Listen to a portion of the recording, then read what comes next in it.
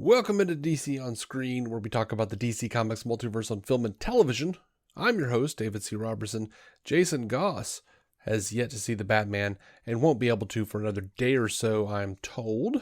So we decided I should go ahead with a very quick, spoiler-free review on the film, and then we'll come back and do a proper spoiler-filled episode and really hash it out when he's seen it. So I've literally been home from the theater for about an hour, still trying to wrap my head around my thoughts. Fair warning, I might change my mind. I often sour on a film after I've had time to think about it. I also often dislike a film and slowly come to love it in time. But first out of the gate, I do want to say I think the acting was absolutely top-notch across the board. I've said before on this show that I thought there were some comedic moments in that second trailer that fell flat, and I see now that's because they weren't really meant to be funny, so I wound up being pretty great with that, honestly.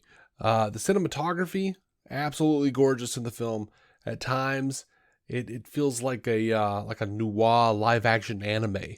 The color choices, the framing, everything very much works. Michael Giacchino's music, majestic. It's wonderful. When it tears itself away from the dun dun dun dun dun, which is, Batman's theme. I get it, but my God, they played it so much in this movie. I felt like I was going to go mad, which there's a lot of movie. It feels a little overlong for me. It feels a bit bloated. The pacing is very slow. There were things that they seemed to be setting up that never got paid off. I was disappointed by that. I was also disappointed that the hype, that this was going to be such a unique take on Batman, I just didn't see that any of that was really true. Reeves and a lot of other people have been touting that he's a detective for the first time in live action here, but I honestly didn't see him do much more than Affleck in the Ultimate Edition of BVS. Where he's trying to figure out, who the white Portuguese is and tracking down Kryptonite and all that.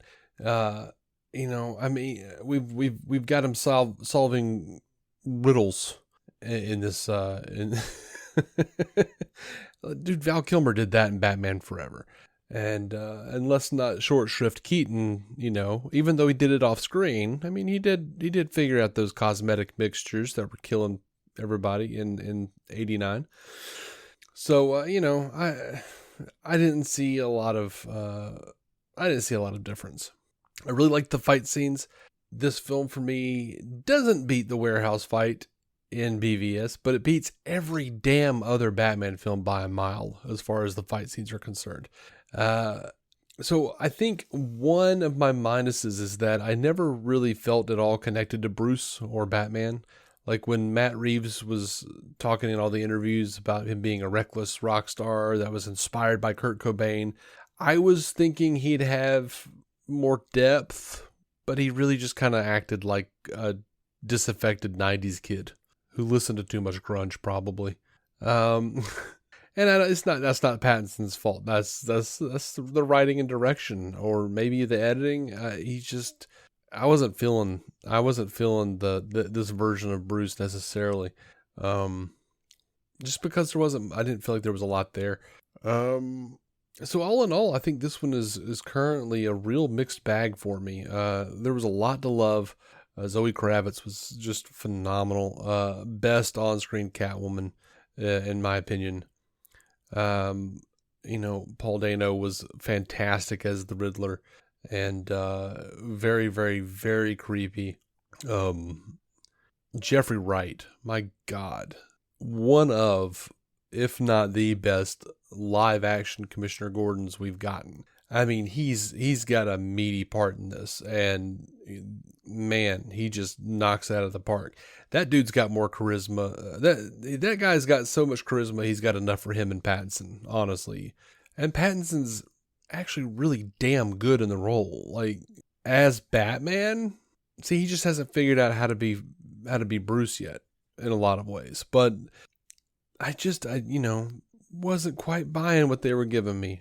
Anyway, so look, there was a lot to love. Love a lot of the gadgets, Batmobile, Bat Cycle, cool contact lenses. You'll see. But I was also bored a huge chunk of the time.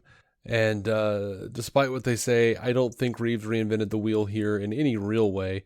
It's a pretty good Batman film, elevated especially by solid acting, stellar cinematography, and inspired set design.